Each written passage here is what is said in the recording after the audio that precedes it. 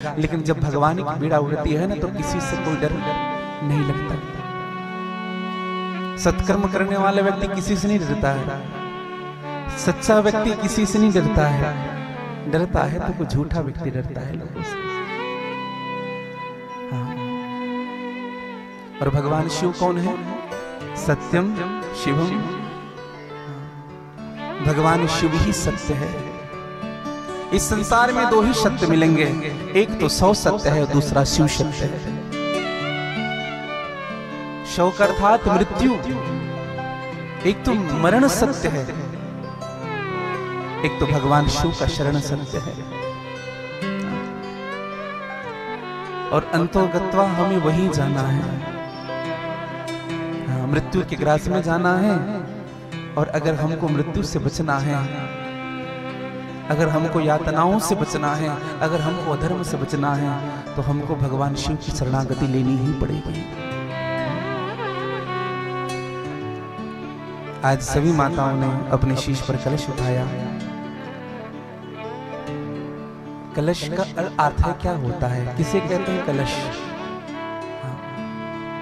और मैं तो एक बड़ी प्रसन्नता व्यक्त करूं कि आज मैं सच में, क्योंकि मैं जब भी भाटा गंवाता था तो हमारे आत्मीय शिष्य परिवार तुलसी जी के यहाँ, जुगल के यहाँ आता था और वहीं से चला जाता था। लेकिन वास्तव में आज भाटा गांव घूम करके ऐसा लगा कि भाटा गांव रायपुर का प्राण तो है ही, लेकिन यह तीर्थ स्थल है, प्रत्यक्ष तीर्थ है।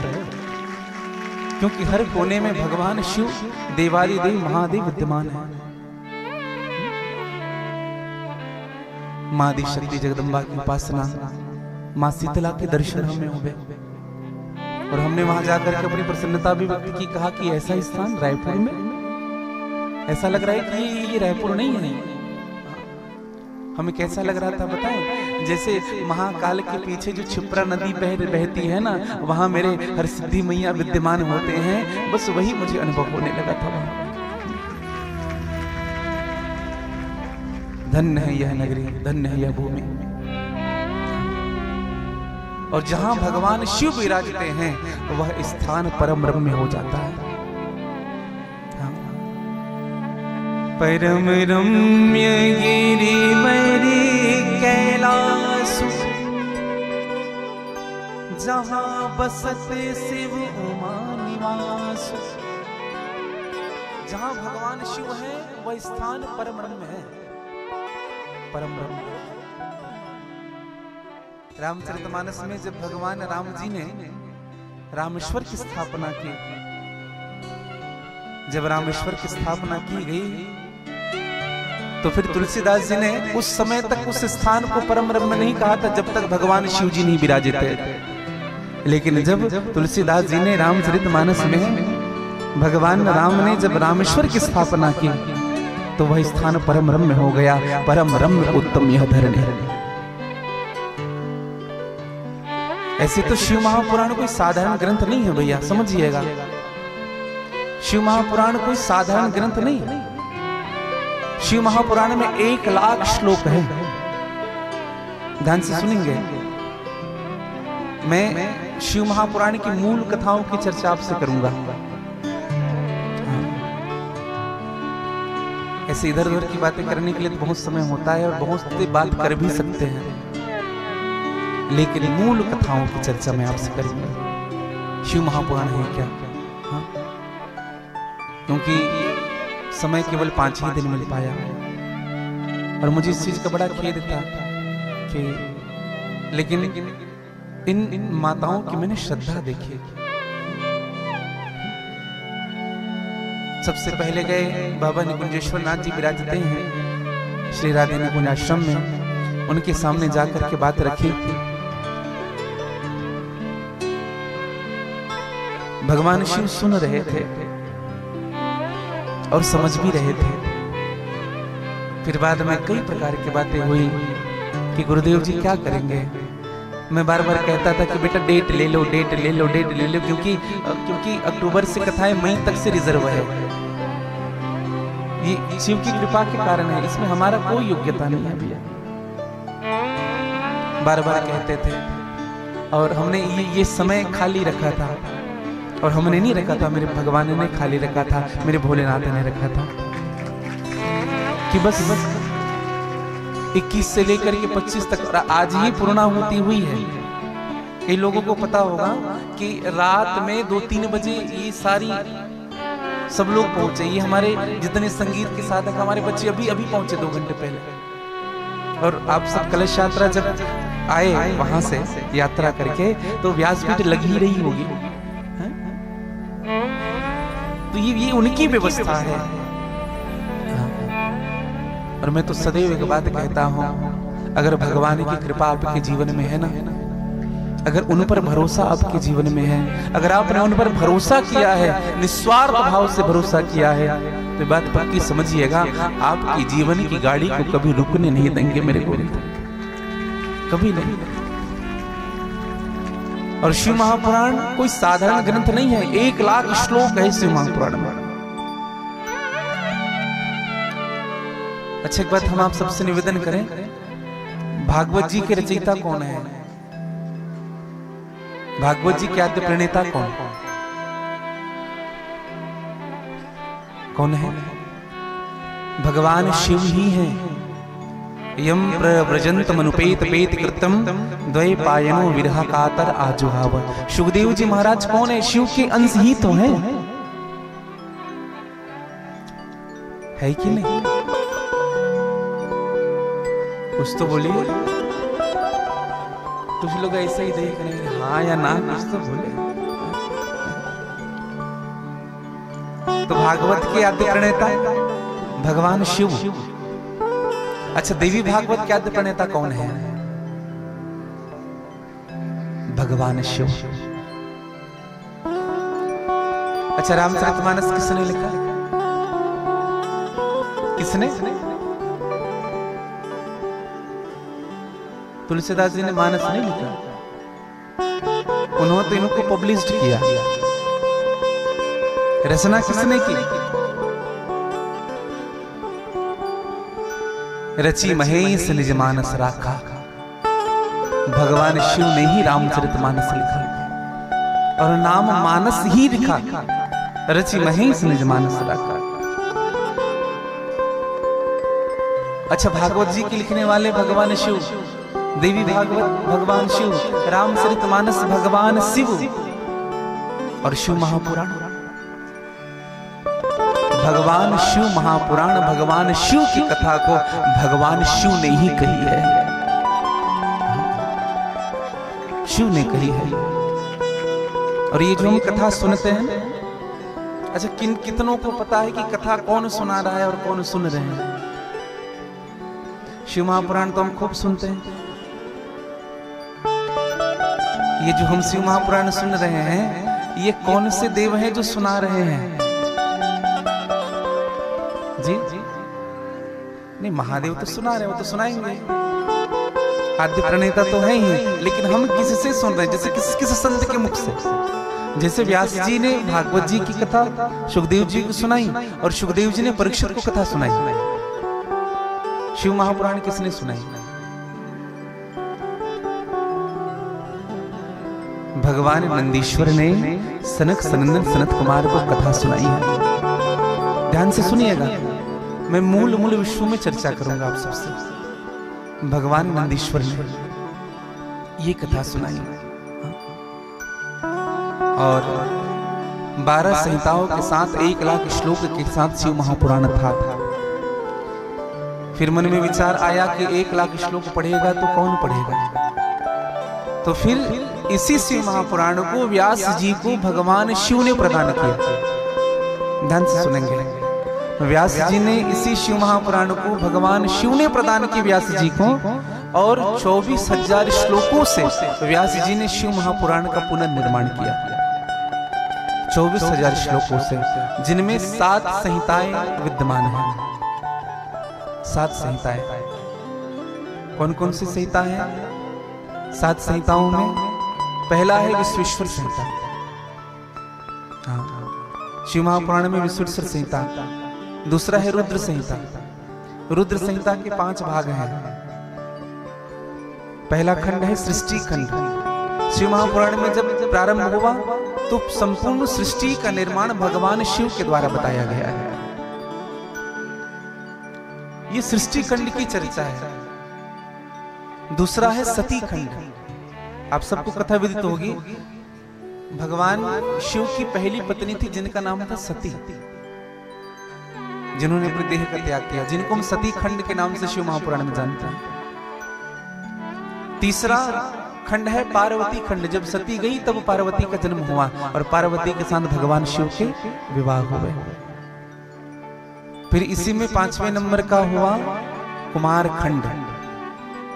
कुमार खंड अर्थात भगवान शिव की विरक्त स्वरूपों का वर्णन किया गया। और 5वां जो खंड हुआ वह है युद्ध खंड, जिनमें भगवान शिव के द्वारा दैत्यों के संहार की चर्चा की गई है।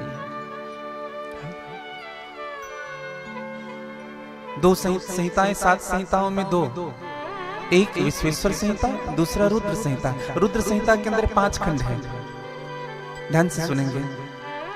फिर तीसरे नंबर का है सतरुद्र संहिता। सतरुद्र संहिता, उनके बाद कोटि रुद्र संहिता। सतरुद्र अर्थात 100 रुद्रों की चर्चा, कोटि अर्थात करोड़ों। हाँ, उनके बाद फिर उमा संहिता, ये उपसंहार की ओर हम जा रहे हैं। फिर कैलाश संहिता, फिर 7वें नंबर में है वायु संहिता। और वायु संहिता ही, जैसे हम किसी भी कहानी को पढ़ते हैं तो उस कहानी का मोरल होता है, मोरल ऑफ द स्टोरी, उनका सार क्या है, यही हमारे इस वायु संहिता में बताया गया है। तो भगवान शिव की कृपा के ही बल में आज हम भगवान शिव के चरणों में बैठ करके कथा सुन और कर पा रहे हैं। और ये भगवान शिव कौन है? गोस्वामी तुलसीदास ने बड़ा सुंदर सूत्र दिया है। शंकर जगत बंधु जगदीशा, शंकर जगत बंधु जगदीशा, शंकर जगत बंधु जगदीशा, शंकर जगत बंधु जगदीशा। सुर नर मुनि सब नावहि सीसा, सुर नर मुनि सब नावहि शीशा, सब नावहि सीसा, नावहि शीशा। शंकर जगत बंधु जगदीशा। भगवान शिव कौन है? जगत के बंधु हैं। बंधु अर्थात भाई है, अपने हैं। और जो भगवान शिव से प्रेम करता है ना भैया, समझिएगा भगवान शिव उनको कभी अकेले नहीं छोड़ेंगे। आज एक बात, सारी बातें मुझे बहुत अच्छी लगी, लेकिन एक बात मैं जरूर कहूंगा, जो बात अच्छी नहीं लगती वो बात मेरी कहने का स्वभाव है। भगवान शिव जी की यात्रा निकली हुई थी। आपने एक चीज देखा होगा, जब कोई मुस्लिम भाई बहन जब ताजिया निकालते हैं या अपने धर्म की यात्रा निकालते हैं, तो कोई भी मुसलमान भाई बहन अगर अपने घर के बाहर है ना, तो 4 कदम साथ चलता भी है।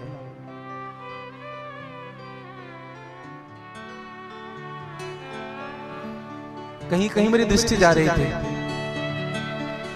कुछ लोग ऐसे थे, कुछ लोग ऐसे थे, कुछ लोग ऐसे थे, ऐसे भी नहीं कर पा रहे थे। यही हमारे सनातन धर्म की सबसे बड़ी कमी है। यह हमारे हिंदुत्व की सबसे बड़ी कमी है। 4 कदम चलने में क्या जाता है हमारा, क्या जाता है? निवेदन करूं भैया,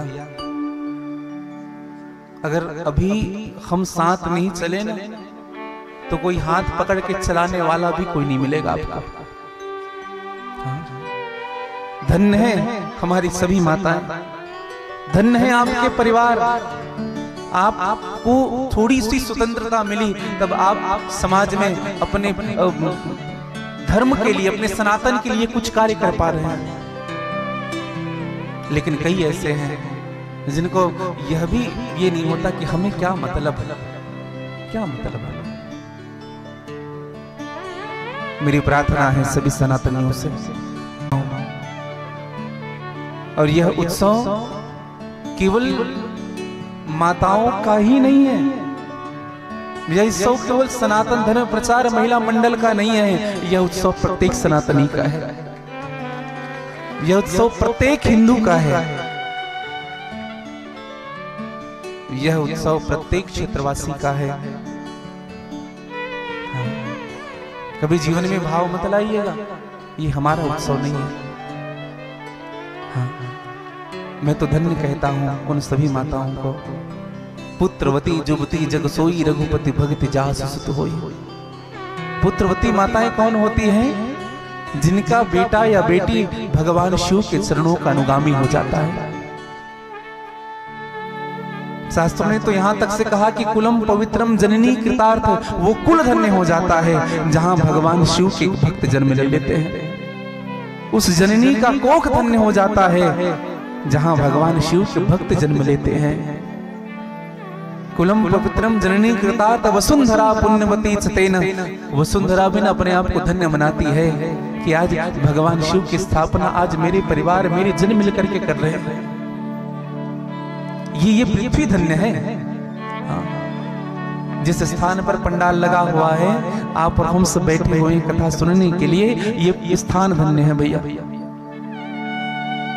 हर वो व्यक्ति धन्य है जिन्होंने आज की कलश यात्रा में छोटे से छोटा कार्य किया, बड़ा सा बड़ा कार्य किया। मेरे सभी युवा भाइयों को मैं धन्यवाद दूं। सबका सहयोग हमारी माताओं को मिला, और ये बात मुझे कहते हुए बिल्कुल संकोच नहीं हो रहा है कि हर जगह कथा हुई, हर जगह यात्रा निकाली गई, लेकिन जो भाठा गांव में जो यात्रा निकली है सनातन धर्म प्रचार समिति की, ऐसी यात्रा कहीं नहीं निकली। मुझे बड़ी प्रसन्नता है इस बात की।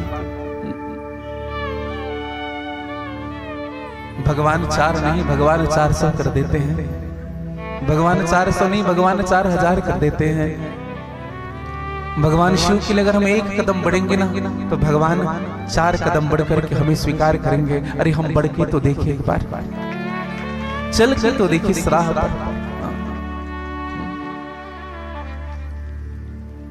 आज बड़ी सुंदर भाव भगवान शिव के चरणों में। एक संक्षिप्त में मैं निवेदन करना चाहूंगा कि शिव महापुराण श्रवण करने वाला व्यक्ति सभी पापों से मुक्त हो जाता है।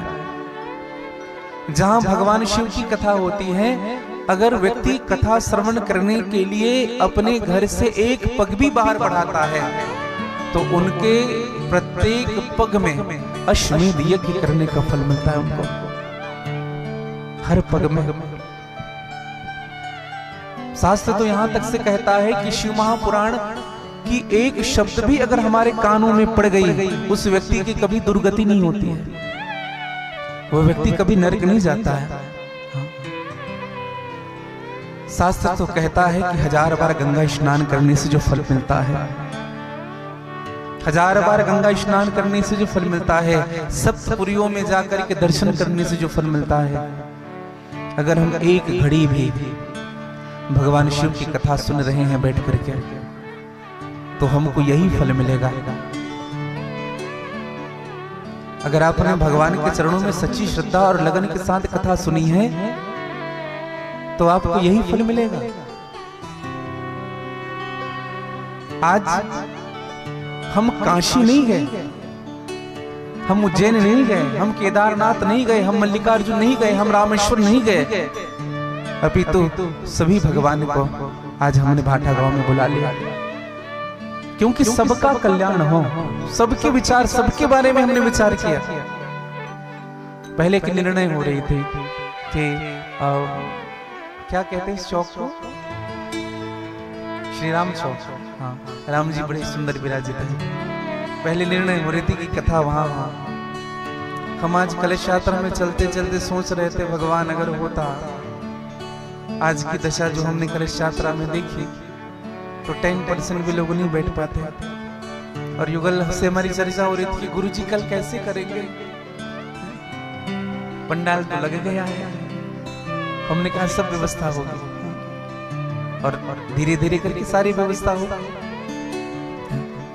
तो मैं निवेदन करूं, ये शिव की कृपा का प्रभाव है, ये शिव की कृपा का असर है। जहां शिव की कथा होती है तो वह स्थान तीर्थ बन ही जाता है, धाम बन ही जाता है। छोटी सी निवेदन करके मैं आगे बढ़ूंगा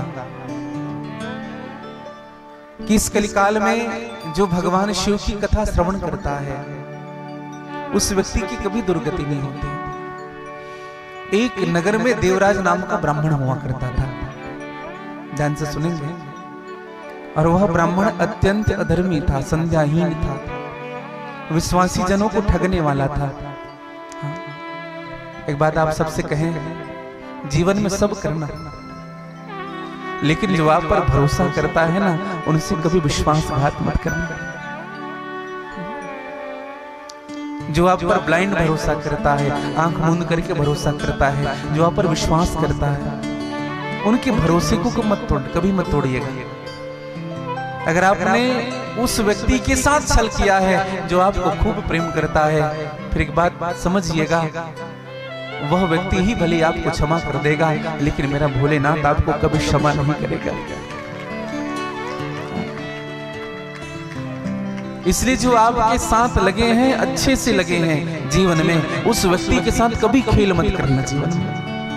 जो आपसे प्रेम करते हैं, जो आप पर भरोसा करते हैं, कभी छल मत करे जीवन में। और यह जो देवराज नाम का ब्राह्मण था, ये छल करता था लोगों के साथ। एक दिन यही देवराज नाम का ब्राह्मण एक बार एक सरोवर में स्नान करने गया, और उसी सरोवर में एक शोभावती नाम की वैश्य स्नान कर रही थी। उस ब्राह्मण की दृष्टि पड़ी, और जब दृष्टि पड़ी तो उनके तन खुले हुए थे। ब्राह्मण ने देखा, मन बिगड़ गया उनका।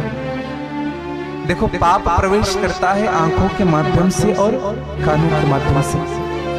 अगर हम गलत चीजें देख रहे हैं तो कहीं ना कहीं पाप हमारे अंदर प्रवेश करेगा। अगर हम गलत चीज सुन रहे हैं तो कहीं ना कहीं कानों के माध्यम से पाप प्रवेश करेगा। इसलिए कहते हैं कि हमारी दृष्टि अच्छी रखनी चाहिए। हाँ।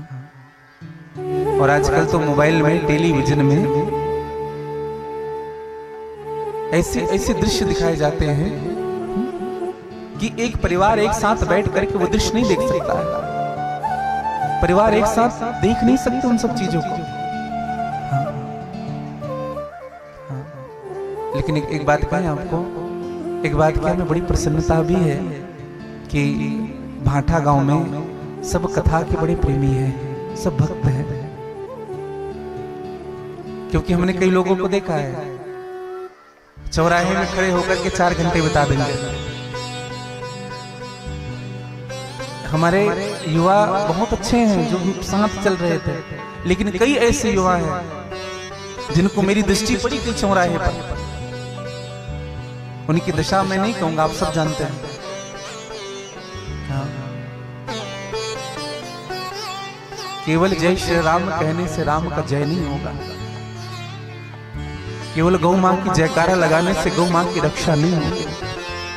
करना पड़ेगा, सामने आना पड़ेगा। धर्म को हम नहीं बचाएंगे तो कोई नहीं बचा सकता। उन सभी युवाओं से, भाइयों से, बहनों से, सबसे मेरी हाथ जोड़कर प्रार्थना है, अब भी समय है हमारे पास अपनी सनातन से जुड़ने का, अपनी संस्कृति से जुड़ने का, अपनी सभ्यता से जुड़ने का। अगर आज नहीं जुड़ पाएंगे तो कोई जोड़ने वाला नहीं होगा। और युवा वही है जो अपने देश के लिए जीता हो, जो अपने समाज के लिए जीता हो, जो अपने धर्म के लिए जीता हो, जो अपने परिवार के लिए जीता हो। वरना तो पशु भी अपना पेट भर लेता है। निवेदन करो भैया, हमारी दृष्टि बदल जाए। देवराज ब्राह्मण की दृष्टि बदली, मन बिगड़ गया उनका। तो वह जो वैश्या थी उनको अपने घर लेकर के आ गए। और जब घर लेकर के आए तो ब्राह्मण पहले से शादीशुदा था। वैश्या छोड़ करके चली गई उनको, कहा कि महाराज हम नहीं रहेंगे आपके पास, क्योंकि आप विवाहित हैं, आपके माता पिता हैं। माता पिता ने खूब समझाया उस बावरे को, लेकिन वो नहीं समझा। हाँ, एक बात बताएं आपको, जहां हमसे बड़ों की बात अगर हमें समझ में नहीं आने लग जाए, समझ लेना पतन निश्चित है।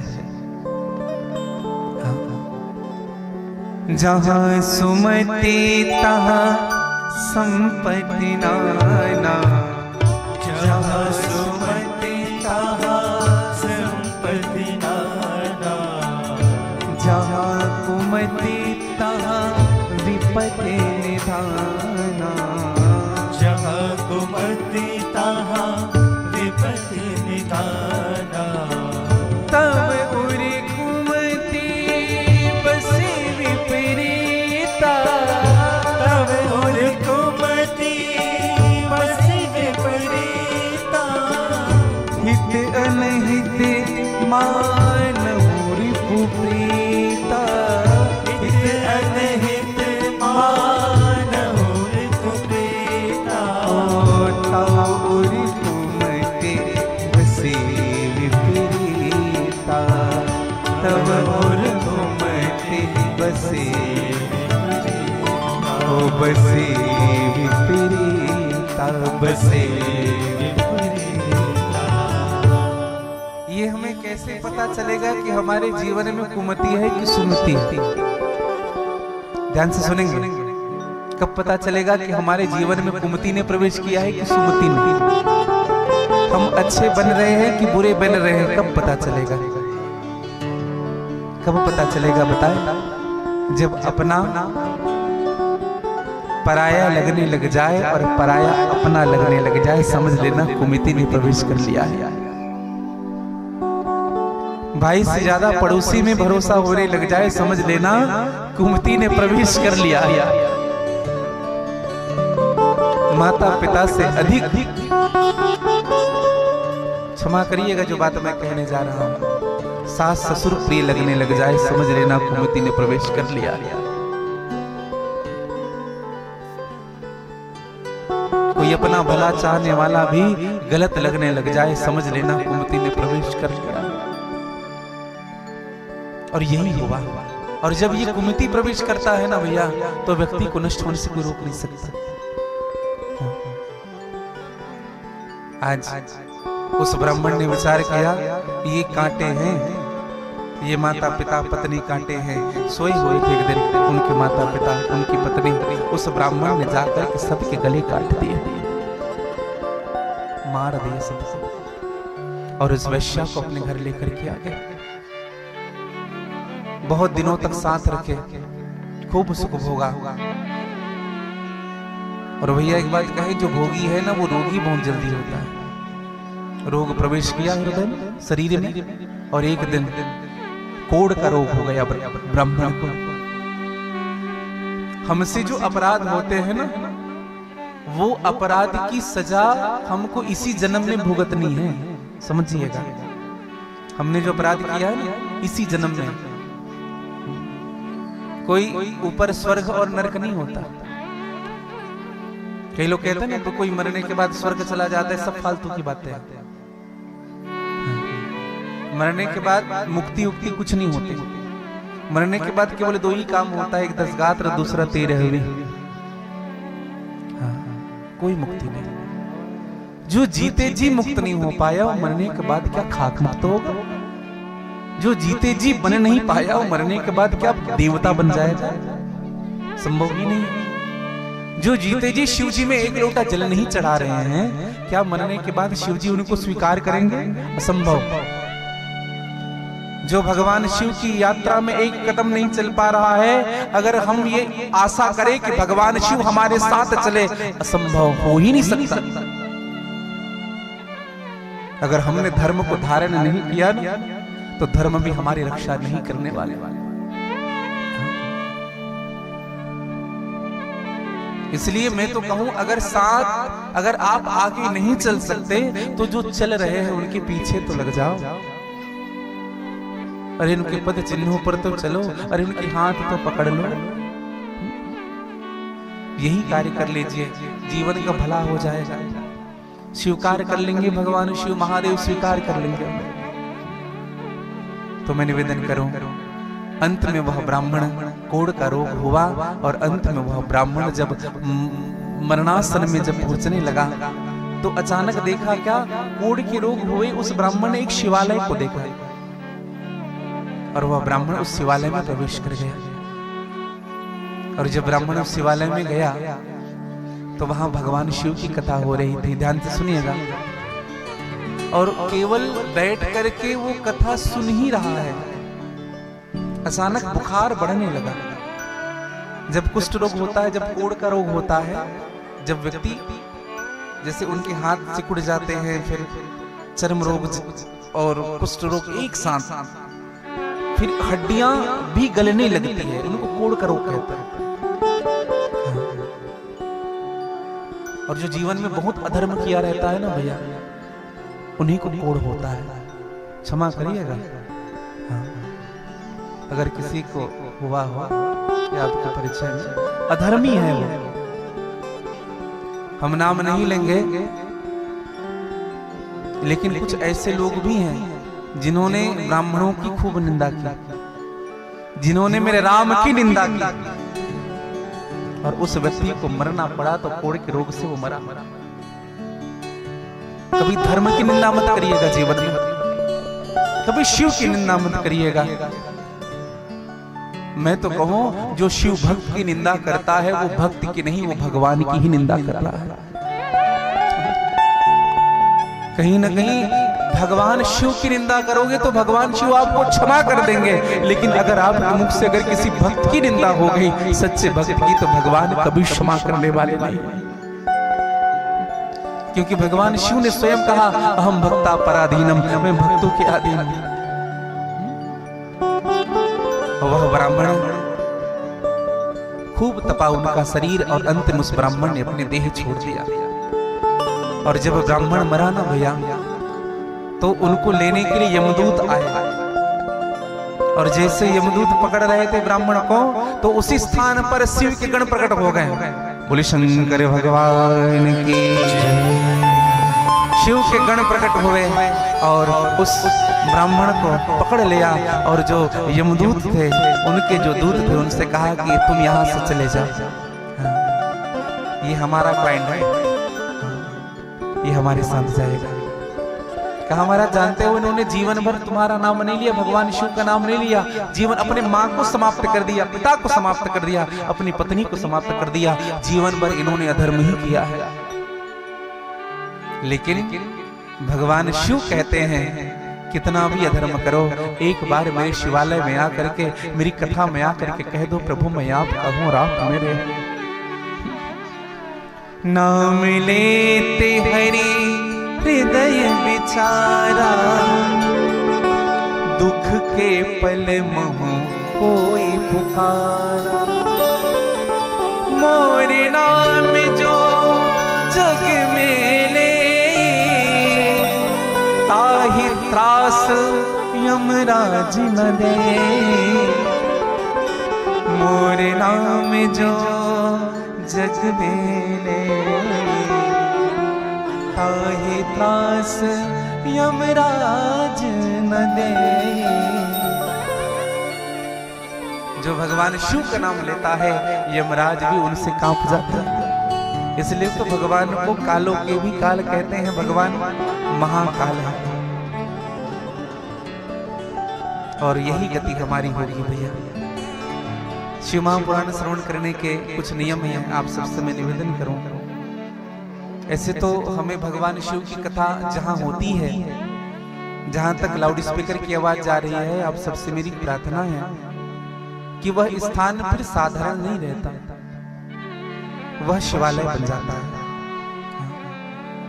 तो आप सभी नगर वासियों से, क्षेत्रवासियों से मेरी आग्रह है, जैसे हम दीपावली का उत्सव मनाते हैं 5 दिनों तक, उतना तो नहीं कहता उतना दीपक ना जलाए, लेकिन कम से कम अपने घर के सामने संध्या के समय बढ़िया दीपक जलाएं, सुबह सुबह बढ़िया चौक लगाएं। हाँ। आज बाबा जी की यात्रा निकली थी तो कई घर सुने थे, कई घरों में चौक नहीं लगा था। हमारे भगवान शिव ने सोचा भी होगा, देखो देखो इनको हैं हमारी स्वागत, और नहीं लगने के कारण बताएं, हमारी माताएं तो कलश उठाई थी, तो जो कलश यात्रा में सम्मिलित थे उनको दोष नहीं लगेगा। हाँ, उनके लिए नहीं कह रहा मैं, लेकिन जो यात्रा में सम्मिलित नहीं हुए लेकिन फिर भी शिव जी का स्वागत नहीं किया, भगवान उनका भी कल्याण करे। मैं तो कहूं अगर थोड़ी बहुत भूल अगर हो जाती है ना तो भगवान शिव बड़े दयावान हैं, उनसे कह देना प्रभु कल नहीं कर पाया, हाँ, आज से करूंगा। तो आप सबसे मेरी प्रार्थना रहेगी कि आप सभी अपने घर के सन्मुख चौक जरूर लगाएंगे प्रतिदिन, अभी 25 तारीख तक, और दीपक जलाएंगे, क्योंकि यह जो बांटा गांव है शिव में हो रहा है। कुछ नियम है, जो व्रत करना चाहते हैं वो व्रत भी कर सकते हैं, रात में ही एक बार। हाँ, ऐसे शिव महापुराण श्रवण करने का नियम है। हमारे जैसे यजमान के स्थान पर विराजित जो यजमान वृंद हैं, इन सब के लिए एक नियम बताया गया है। ऐसे तो निराहार रह करके हमें कथा सुननी चाहिए। निराहार रहने का मतलब क्या? जल को आहार भी कह सकते हैं और नहीं भी कह सकते हैं। जल पीना आहार भी है और नहीं भी है, तो निराहार रह करके करना चाहिए भगवान की कथा, निराहार रह करके। अगर निराहार नहीं रह पा रहे हैं तो फलाहार, खूब फल खाइए।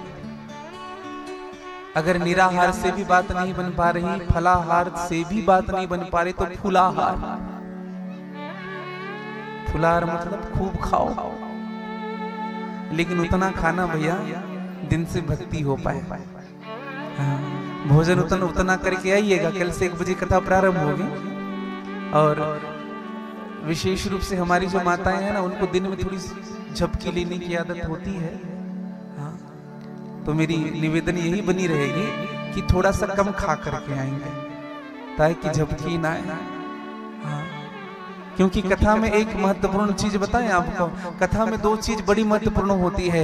एक राजा भाग ना जाए और दूसरी रानी आ ना जाए। अब आप कहेंगे महाराज एक राजा कौन है जो भाग ना जाए और एक रानी जो आ ना जाए? मन राजा कहीं भाग ना जाए और निद्रा देवी कहीं आ ना जाए, इनसे बचना चाहिए। तो ये कथा का नियम रहेगा, आप सब भगवान की कथा श्रवण करें।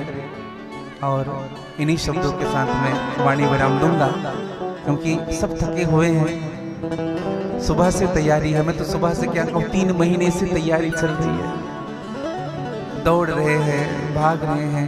मैं एक बात कहूँ, जितना पैर थक रहा है, आज हम 2-3 लोगों से पूछ रहे थे कि खूब थक गए होंगे, तो उन लोग मुस्कुराते हैं कि नहीं नहीं महाराज,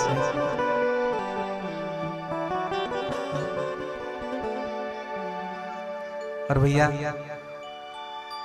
भगवान के साथ में थकावट नहीं लगती, भगवान के कार्य में थकावट नहीं लगती, क्योंकि हमारा शिव इस नगर में आया है।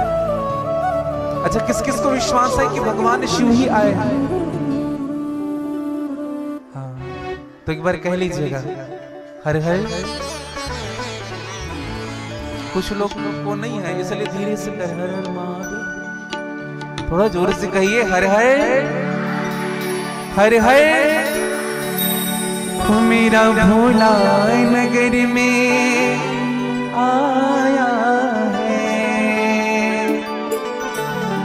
डमरू वाला नगर में आया है। अगर ऐसा भरोसा है कि भगवान शिव जी आए हुए हैं तो गा लीजिए थोड़ी आनंद और मस्ती के साथ झूमते हुए जय हो।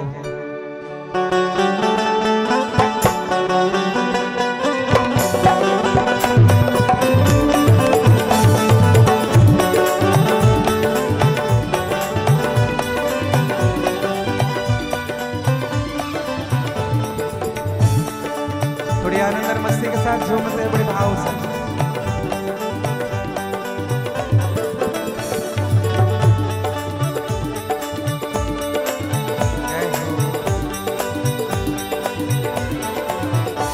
हरिओम में ओम समाया है, हरिओम में ओम समाया है, मेरा भोला नगर में आया है।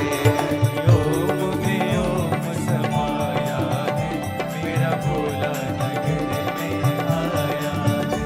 हरिओम में ओम समाया है, मेरा भोला नगर में आया है। ओम में ओम समाया है, मेरा भोला नगर में आया है। ओ मेरा भोला नगर में आया है, मेरा भोला नगर गाली से में कैसे भाई? आया है। मेरा भोला नगर में आया है। मेरा भोला नगर में आया है। ओ डमरू वाला नगर में आया है। डमरू वाला नगर में आया है। ओ मेरा भोला नगर में आया है। मेरा भोला नगर में गाली से बड़े भाव से। आया है। हरि ओम में, जय हो। हरि ओम में ओम समाया है, मेरा भोला नगर में आया है। हरि ओम में ओम समाया है, मेरा भोला नगर में आया है। हरि ओम में ओम समाया है, मेरा बाबा नगर में आया है। ओम में ओम समाया है, मेरा बाबा नगर में गाली जी का थोड़ी आराम से।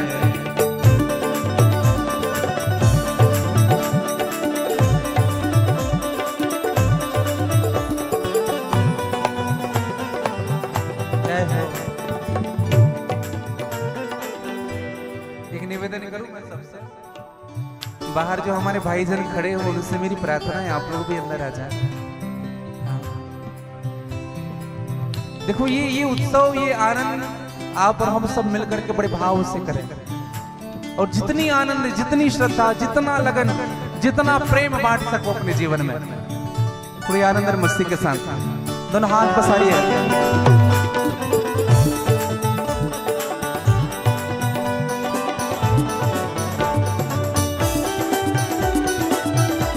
जय हो। बोले विश्वनाथ भगवान की जय हो।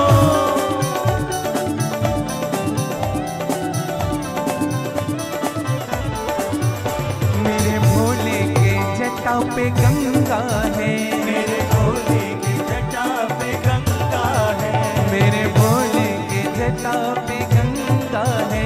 मेरे भोले की जटा पे गंगा है। ओ मेरे भोले के जटा पे गंगा है। मेरे भोले की जटा पे गंगा है। ओ मेरे भोले के जटा पे गंगा है।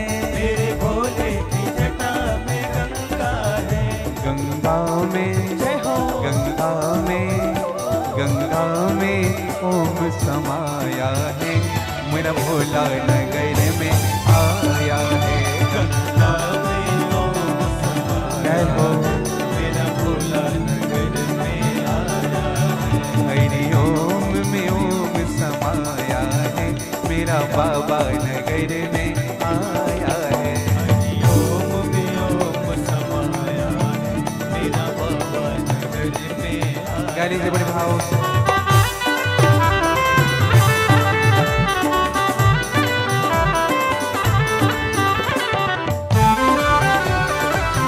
जय हो।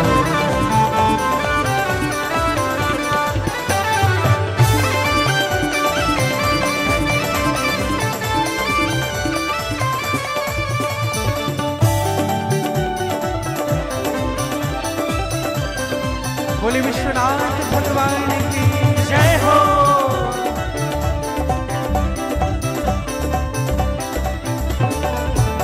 मेरे भोले के माथे पे चंदा है। मेरे भोले के माथे पे चंदा है। मेरे भोले के माथे पे चंदा है। मेरे भोले के माथे पे चंदा है। ओ मेरे भोले के माथे पे चंदा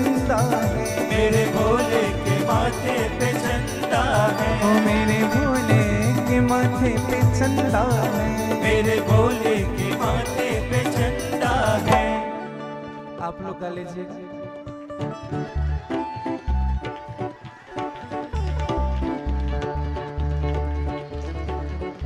एक साथ गाइए।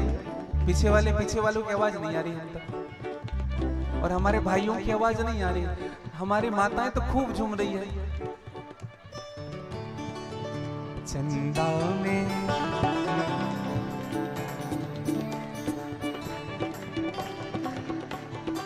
देख रहे हो कितना अच्छा गा रहे हैं। अगर हमें पता रहता तो हम इनको क्यों बुलाते। थोड़ी आनंद मस्ती के साथ। हो चंदा में ओम समाया है, चंदा में ओम समाया है, मेरा भोला नगर में आया है। चंदा में ओम समाया है, मेरा भोला नगर में आया है। चंदा में ओम समाया है, मेरा भोला नगर में आया है। चंदा में ओम समाया है, मेरा भोला नगर में आया है। ओ हरि ओम में ओम समाया है, मेरा भोला नगर में आया है। ओम में ओम समाया है, मेरा भोला नगर में। गा लीजिएगा बड़े भाव से। पीछे वाली भी तो ना हाथ पसारे करके थोड़ी आनंद से।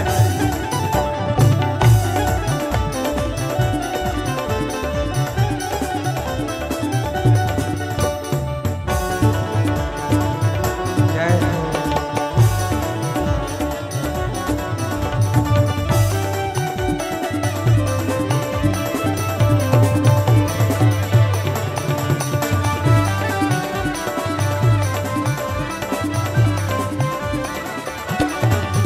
मेरे भोले के हाथों में डमरू है, मेरे भोले के हाथों में डमरू है।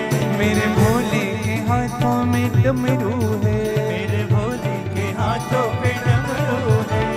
डम डम डम डम डम डम डम डम डम डम डम डम डम डम डम डम। आज जब यात्रा निकली थी ना, तो हमारे शिव के गढ़ खूब नाच रहे थे। हमारे जो युवा भाई हैं, जितनी हमारी बहनें थी और जितने जो कलश नहीं रखे थे, उन लोग खूब आनंद ले रहे थे।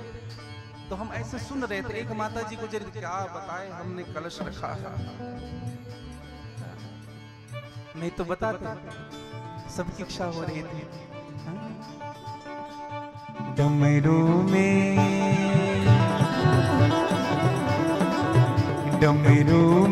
ओम समाया है, डमरू में ओम समाया है, मेरा भोला नगर में आया है।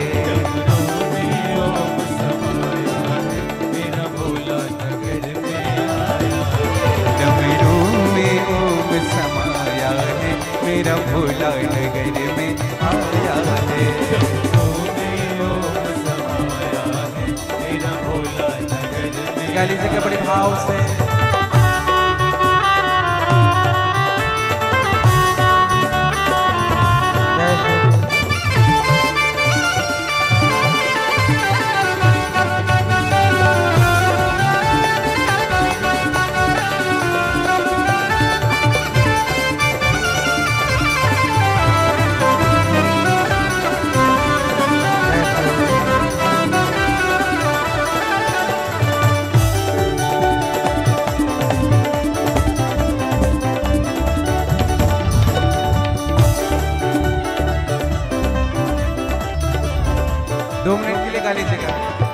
ओम नमः शिवाय, ओम नमः शिवाय, ओम नमः शिवाय, ओम नमः शिवाय, ओम नमः शिवाय, ओम नमः शिवाय, ओम नमः शिवाय, ओम नमः शिवाय, ओम नमः शिवाय, ओम नमः शिवाय, ओम नमः शिवाय, ओम नमः शिवाय, ओम नमः शिवाय, ओम नमः शिवाय, ओम नमः शिवाय, ओम नमः शिवाय। देखो ये भगवान का पंचाक्षरी मंत्र है, सबके सब लीजिएगा। यहाँ कोई ना हो जो अछुआ हो, सभी मेरे साथ कहिएगा। ओम नमः शिवाय, ओम नमः शिवाय, ओम नमः शिवाय, ओम नमः